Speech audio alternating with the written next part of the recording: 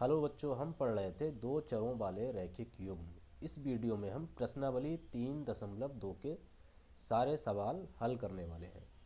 पहला प्रश्न है, निम्न रैखिक समीकरण युग्म को प्रतिस्थापन विधि से हल कीजिए। कौन सी विधि इस्तेमाल करनी है यहाँ पर हमें? प्रतिस्थापन विधि। पहले सवाल का पहला पार्ट है हमारा x प्लस बाई बराबर 14, x प्लस बाई बराबर 14। ये समीकरण नंबर हमारा 1 है। ठीक है। दूसरा है x माइनस बाई बराबर 4, x माइनस बाई बराबर 4। ये समीकरण नंबर 2 है। प्रतिस्थापन विधि में हम क्या करते हैं, किसी एक समीकरण से, चाहे वो समीकरण 1 ले लो चाहे 2 ले लो, x या बाई का मान उठा के किसी दूसरे समीकरण में रख देते हैं। तो यहाँ हम समीकरण 2 से x का मान उठा के समीकरण 1 में रखेंगे। समीकरण 2 से समीकरण 2 अगर हम देखेंगे तो x बराबर कितना हो जाएगा, 4 प्लस बाई। इसको हम बोल देंगे समीकरण 3। अब समीकरण 3 से x का मान समीकरण 1 में रख देंगे। 1 में रखने पर एक बात ध्यान रखनी है, जिस समीकरण से हमने x का मान निकाला है उसमें दोबारा नहीं रखना है। किसमें रखना है? दूसरे समीकरण में। ठीक है। तो समीकरण 1 क्या है हमारा, x प्लस बाई बराबर 14। x की जगह पर हम कितना रख देंगे, 4 प्लस बाई। 4 प्लस बाई बराबर 14। तो 2y बराबर हो जाएगा 14 और ये 4 इधर आ जाएगा माइनस का 4। ठीक है। तो 2y बराबर हो जाएगा हमारा 10।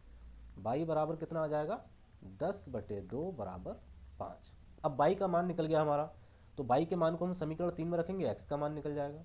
y के मान को समीकरण 3 में रखने पर समीकरण 3 क्या है, x बराबर 4 प्लस बाई। 4 तो ऐसे ही रहेगा, बाई के स्थान पर कितना रख देंगे, 5। तो x बराबर कितना हो जाएगा, 9। तो x बराबर हमारा आया 9 और बाई बराबर आया 5। ये हमारा हो गया हल। अब अगला पार्ट देखते हैं। ये हो गया हमारा हल। s माइनस टी बराबर 3, s माइनस टी बराबर 3। समीकरण नंबर क्या है जी, 1। ठीक है। फिर क्या है, s/3 प्लस t/2।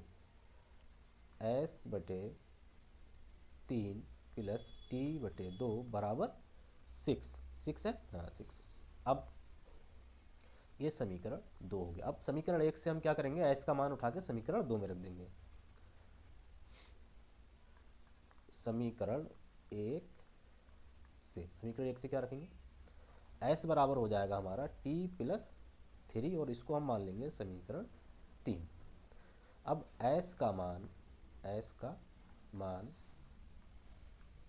समीकरण 2 में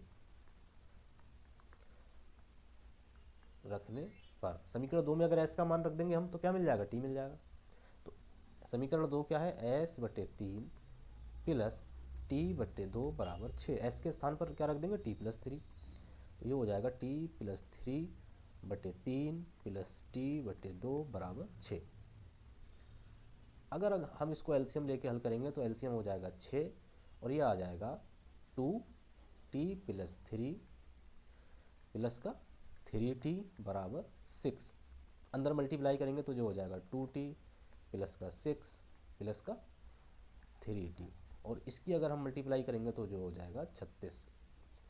2 और 3 हो गया 5t और ये 36 है, इधर 6 है, इधर जाएगा तो माइनस का 6 बराबर 30। t बराबर हो जाएगा 30/5 बराबर 6। अब t का मान मिल गया, इसको हम समीकरण 3 में रख देंगे तो हमारा s का मान भी मिल जाएगा। t का मान समीकरण 3 में रखने पर, समीकरण 3 क्या है, s बराबर t प्लस 3। तो t तो हमारा पता है 6 है और 3 बराबर 9। तो s बराबर कितना आ गया, 9। t बराबर कितना आ गया, 6। ये हमारा हो गया आंसर। प्रतिस्थापन विधि बहुत ही आसान है। ठीक है, अगला प्रश्न है 3x माइनस वाई बराबर 3, 9x माइनस 3 बराबर 9। ये आपको खुद करना है। ठीक है, और इसका आंसर आपको कमेंट में देना है। अगर आप भी क्लास 10th में पढ़ रहे हैं तो चैप्टर को जरूर चैनल को जरूर सब्सक्राइब कर लें, यहाँ पर आपको सारे मैथ के वीडियो मिल जाएंगे। अगला सवाल है 0.2x प्लस 0.3x बराबर 1.3। 0.2x प्लस 0.3y बराबर 1.3, ये समीकरण 1 है। फिर क्या है 0.4x प्लस 0.4y बराबर 0.4x प्लस 0.5y बराबर 2.3, ये समीकरण 2 है। अब यहाँ दशमलव में दी हुई हैं संख्याएं तो थोड़ा मुश्किल है, तो हम क्या करेंगे 10 से गुणा करेंगे समीकरण 1 और 2 को और नीचे लिख देंगे, तो क्या हो जाएगा 2x प्लस 3y बराबर 13, ये समीकरण हो जाएगा हमारा 3। ये हो गया हमारा 4x प्लस 5y बराबर 23, ये समीकरण हो गया हमारा 4। अब हम किसी एक समीकरण से x या y का मान उठा के दूसरे समीकरण में रख देंगे। हम समीकरण 3 से ले लेते हैं।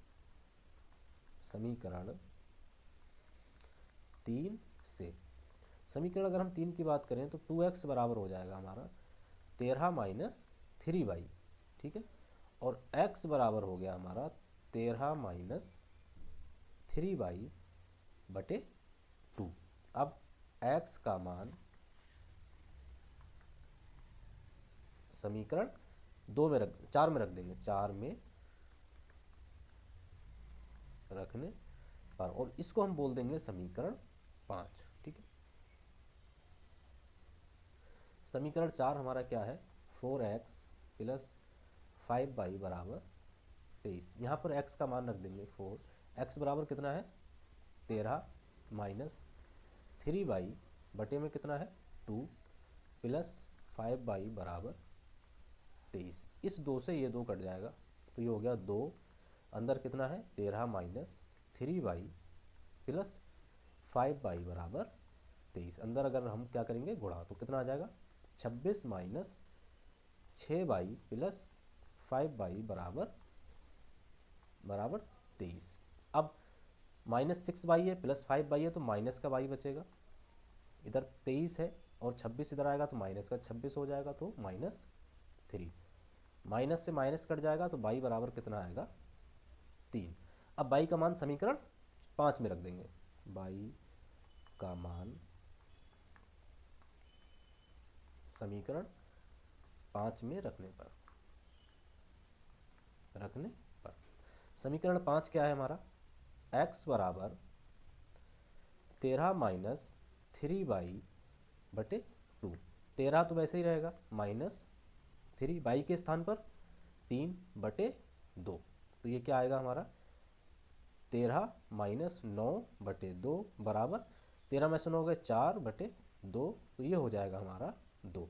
y बराबर कितना आया 2 और x बराबर 2 और y बराबर 3, यही हमारा क्या हो गया हल हो गया। ठीक है, 3x/2 माइनस 5y/3 बराबर माइनस का 2, x बटा 3 प्लस y बटा 2 बराबर 13/6। चलिए इसको हम सॉल्व करते हैं। यहाँ हमने समीकरण लिख लिया है और इसको आसान कर लिया है, इन दोनों का एलसीएम ले लिया है और हल करने पर हमारा सरलीकरण करने पर आया 9x माइनस 10y बराबर माइनस का 12। दूसरा समीकरण को हल करने पर आया हमारा 2x प्लस 3y बराबर 13। ये समीकरण हमारा 2 हो गया। दोनों समीकरण को हमने सरल कर लिया। अगर समीकरण भिन्न में दिया हुआ है तो हम उसको सरल करके लिख लेते हैं। ठीक है, अब इन किसी एक समीकरण से x या y का मान दूसरे समीकरण में रखना है। ठीक है, तो समीकरण 2 से हम क्या करेंगे x का मान उठा के समीकरण 1 में रख देंगे। समीकरण 2 से 2x बराबर हो जाएगा हमारा 13 माइनस 3y, 13 माइनस 3y। ठीक है, तो x बराबर क्या हो जाएगा हमारा 13 माइनस 3y बटे 2, इसको हम मान लेते हैं समीकरण 3। अब x का मान हम समीकरण 1 में रख देंगे। x का मान समीकरण 1 में रखने पर या प्रतिस्थापित, रखना ही प्रतिस्थापित कहलाता है। रखने पर। ठीक है, समीकरण एक क्या है हमारा, 9x माइनस 10y बराबर माइनस का 12। ठीक है, 9 तो ऐसे ही रहेगा, x के स्थान पर हम क्या प्रतिस्थापित कर देंगे, 13 माइनस 3y बटे 2 माइनस का 10y बराबर माइनस का 12। अगर हम इसके अंदर मल्टीप्लाई कर दें तो ये हो जाएगा 117 माइनस 27y, और अगर हम यहाँ पर एलसीएम ले लें तो ये 2 हो जाएगा, माइनस का 10 दूनी 20y बराबर माइनस का 12। अगर हम इसको हल करें तो 117 माइनस 27y माइनस का 20 बराबर माइनस का 12 दूनी 24 हो जाएगा। इसको हम क्रॉस मल्टीप्लाई कर देंगे। अगर हम इसको ऐड करें तो ये आएगा माइनस का 47y बराबर, ये माइनस का 24 से 117 इधर आएगा तो ये भी क्या हो जाएगा, माइनस का। तो ये 24 और 117 कितना होगा, 7 4 11। ठीक है, 2 1 3 1, 7 4 11, 2 1 3 1 4, 141 माइनस का।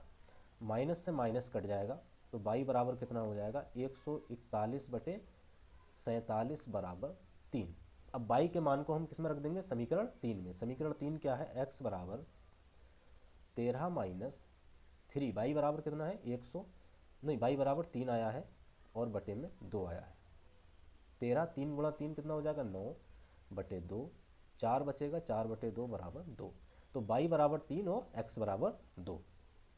ठीक है, तो प्रश्न नंबर 3 हमारा पूरा सॉल्व हो गया, और ये पार्ट नंबर 3 आपको करना है और आंसर कमेंट बॉक्स में देना है। ठीक है, अगला प्रश्न है हमारा 2x प्लस 3y बराबर 11, 2x माइनस 4y बराबर माइनस का 24।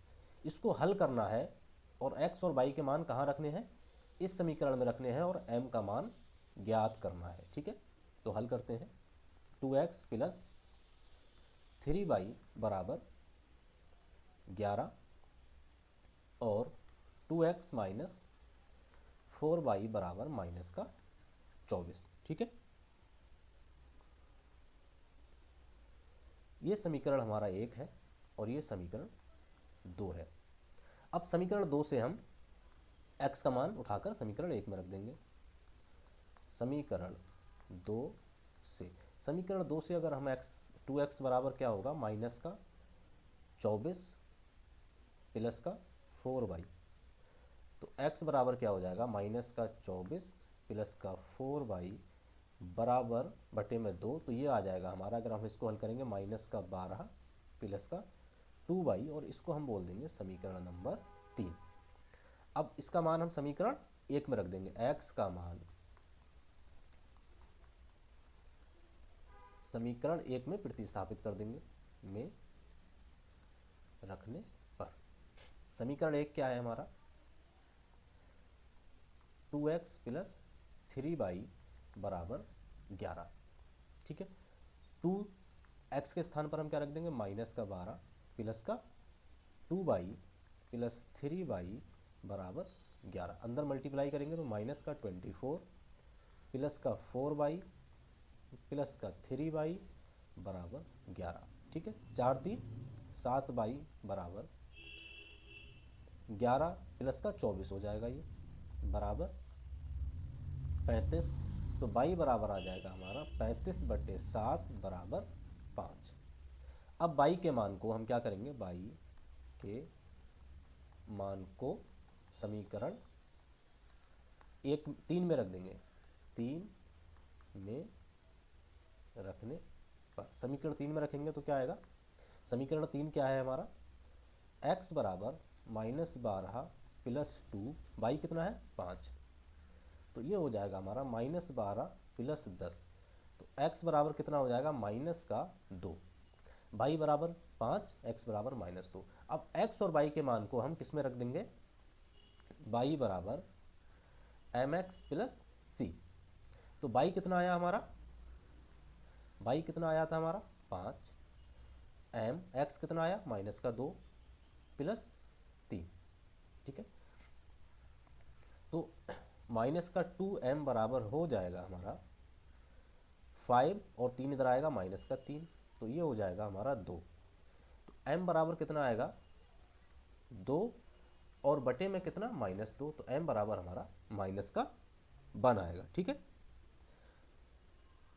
हमने कुछ भी नहीं किया है।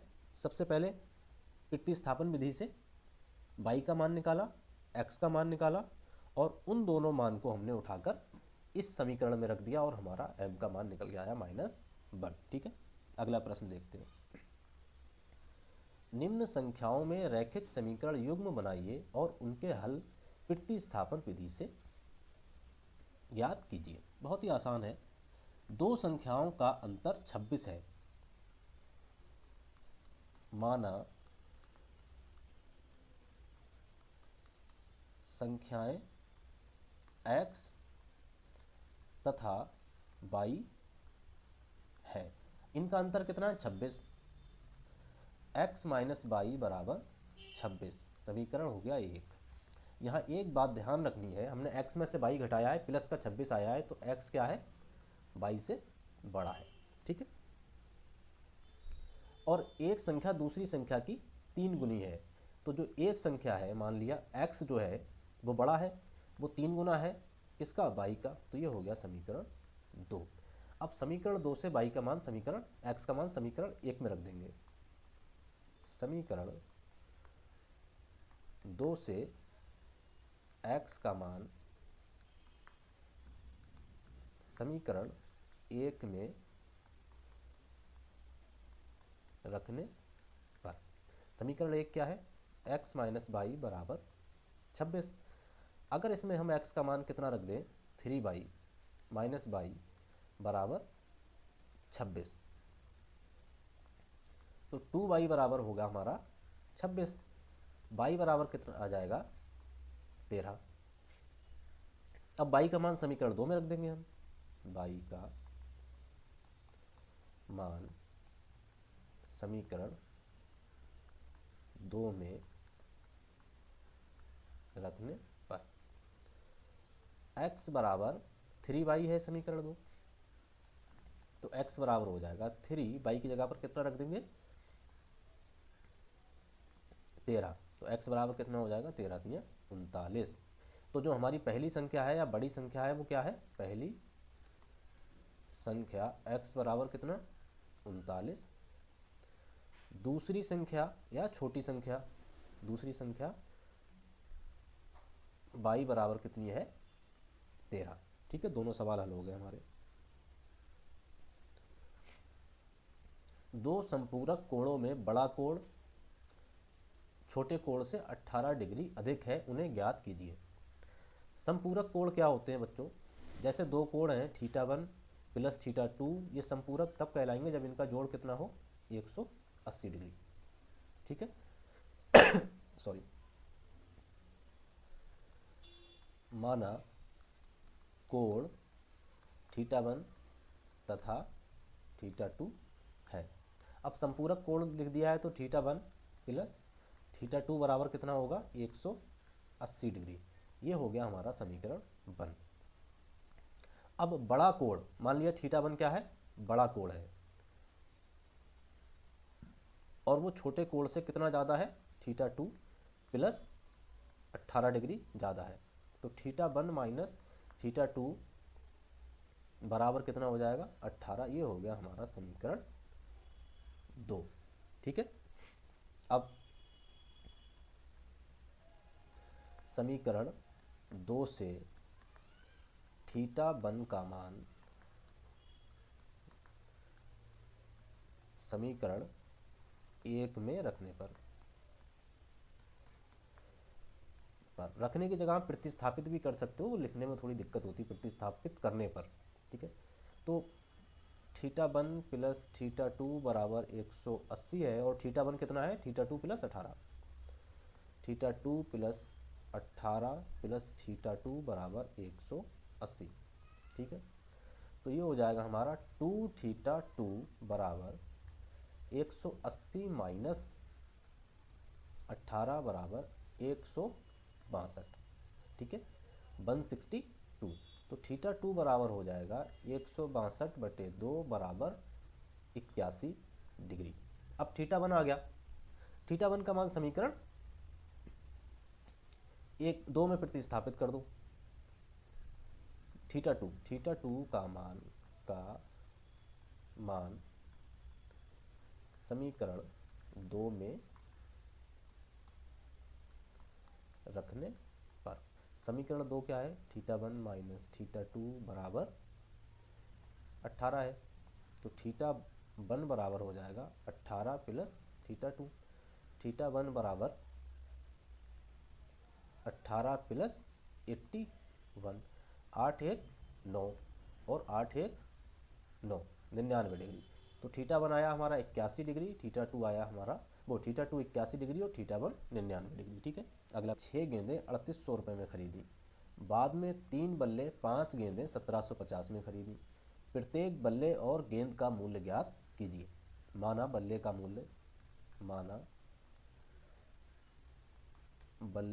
मूल्य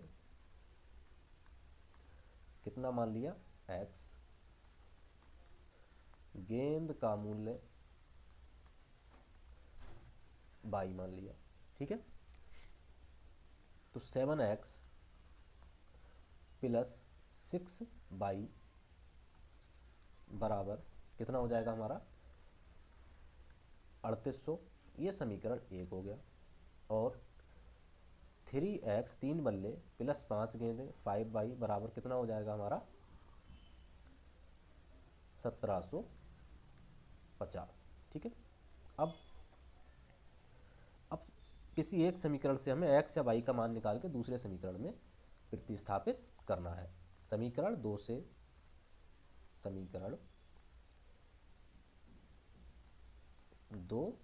से 3x बराबर हो जाएगा हमारा 1750 माइनस 5y, और x बराबर हो जाएगा 1750 माइनस 5y बटे में कितना आ जाएगा 3। ये समीकरण नंबर 3 मान लिया है। ठीक है। अब x का मान हम समीकरण 1 में रख देंगे। x का मान समीकरण 1 में रखने पर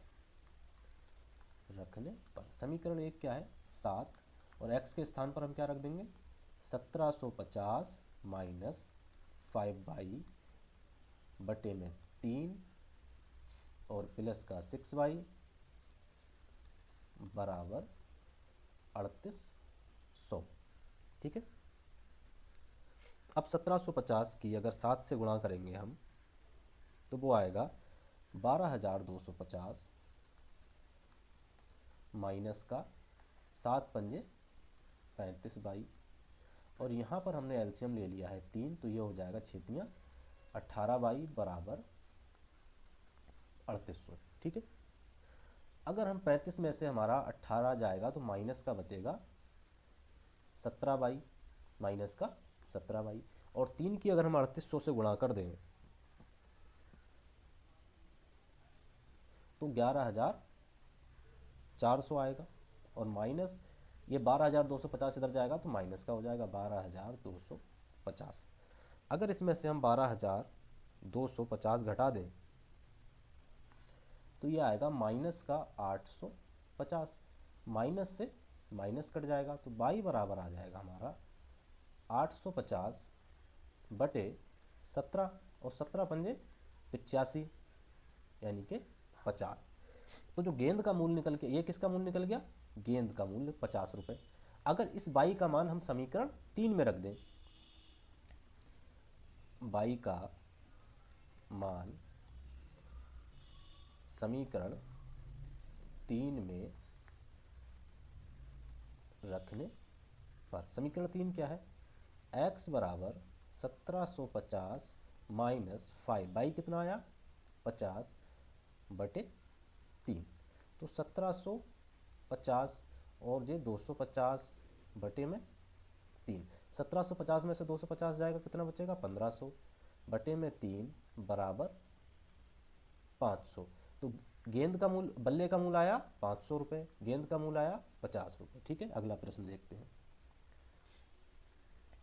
एक नगर में टैक्सी के भाड़े का नियत भाड़े के अतिरिक्त चली गई दूरी पर भाड़ा सम्मिलित किया जाता है। एक तो टैक्सी पर क्या है नियत, एक कांस्टेंट भाड़ा लगता है। ठीक है। और उसके बाद जो चली गई दूरी है उसके पर किलोमीटर के हिसाब से पैसे लिए जाते हैं। जैसे हमने मान लिया 10 किलोमीटर जाना है आपको, तो ऑटो वाले ने बोला भाई 50 रुपये तो आपको देने ही है, चाहे 10 किलोमीटर जाओ चाहे 1 किलोमीटर जाओ। और अगर 10 किलोमीटर जाओगे तो आपको 5 रुपये के हिसाब से देने पड़ेंगे। ये 50 रुपये तो फिक्स हो गए चाहे आप कहीं भी जाओ, और ये 5 रुपये किलोमीटर के हिसाब से अलग से लगेगा। तो टोटल भाड़ा कितना हो गया, 5 + 5, 10×5 = 50, टोटल हो गया 100। इस हिसाब से भाड़ा लगेगा, ठीक है। तो एक नगर में टैक्सी के भाड़े में एक नियत भाड़े के अतिरिक्त चली गई दूरी पर भाड़ा सम्मिलित किया जाता है। 10 किलोमीटर दूरी के लिए भाड़ा 105 तथा 15 किलोमीटर दूरी के लिए 155 है। नियत भाड़ा तथा प्रति किलोमीटर भाड़ा क्या है?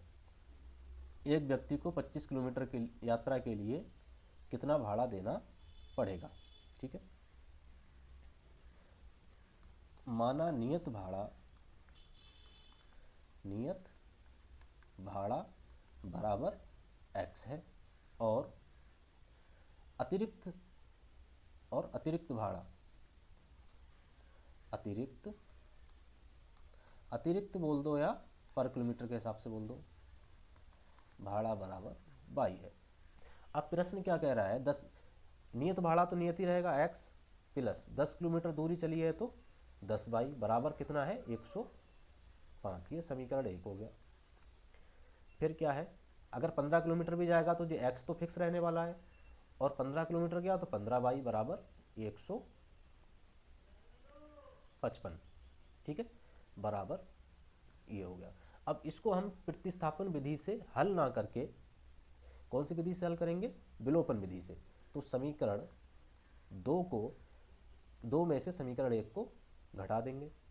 तो समीकरण x प्लस 15y बराबर 155, x माइनस 10y बराबर 105। हम इसको विलोपन विधि से भी हल कर सकते थे, लेकिन ये शॉर्टेस्ट मेथड है। वो प्रतिस्थापन विधि से भी हल कर सकते थे, लेकिन विलोपन विधि थोड़ा आसान होता है, सवाल थोड़ा लंबा है, इसलिए हम विलोपन विधि से कर रहे हैं। 155 में से 105 जाएंगे, 50 बचेंगे,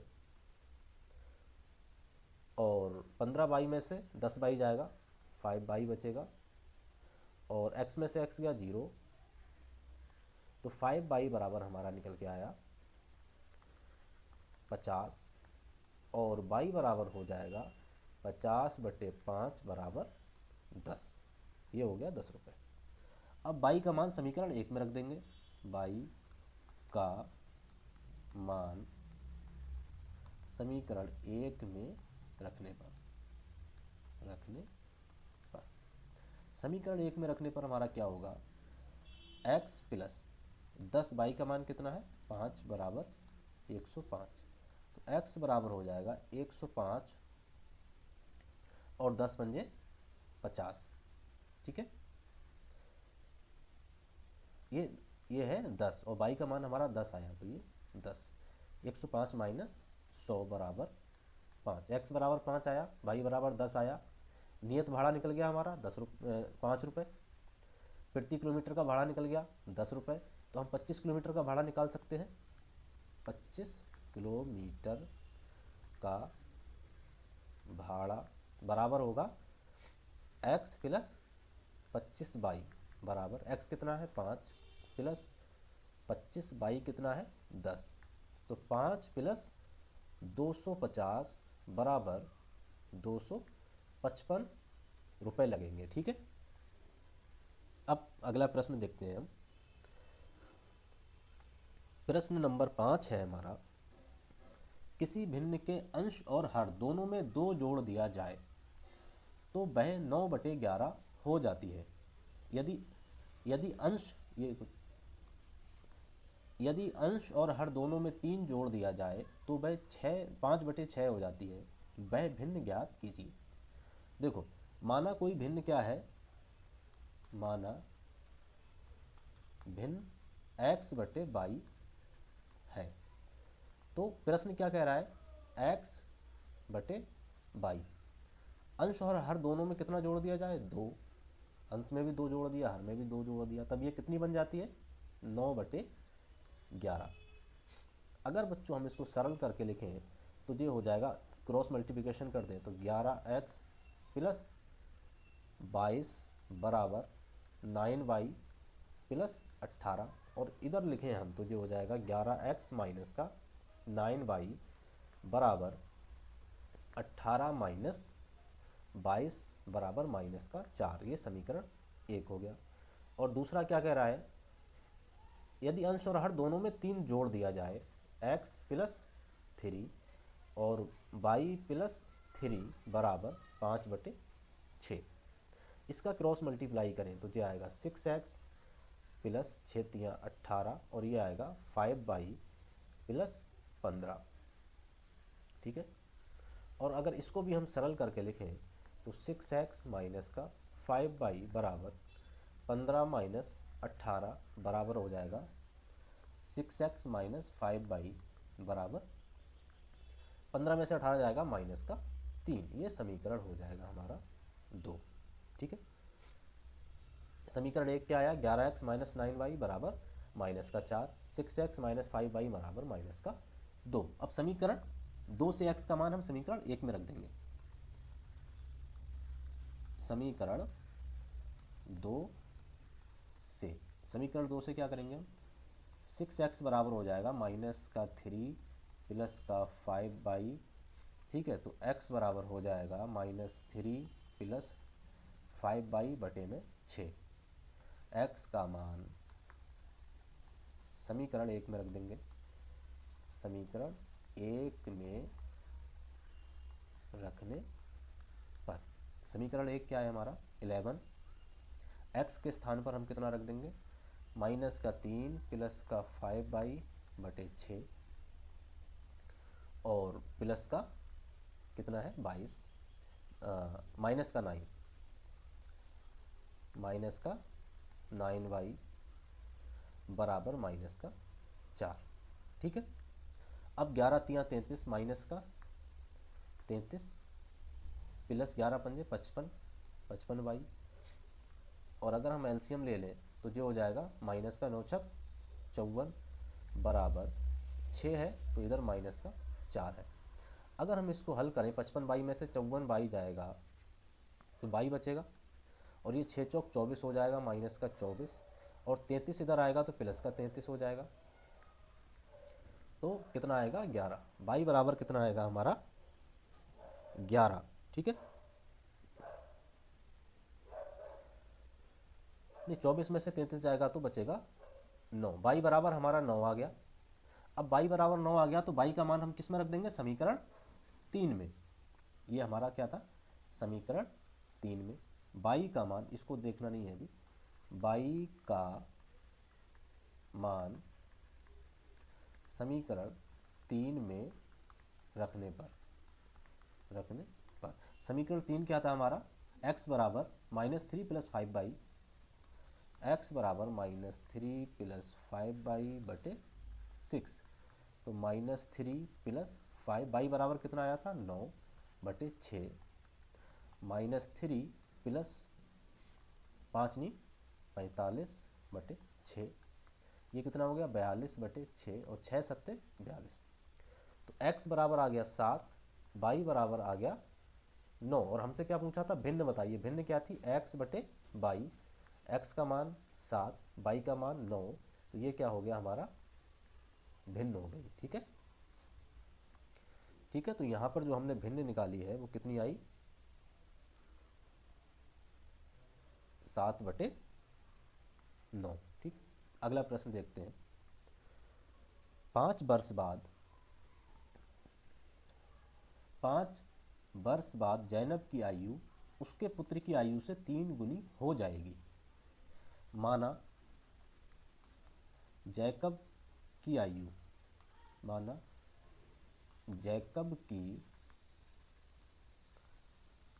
वर्तमान आयु बराबर x, पुत्र की वर्तमान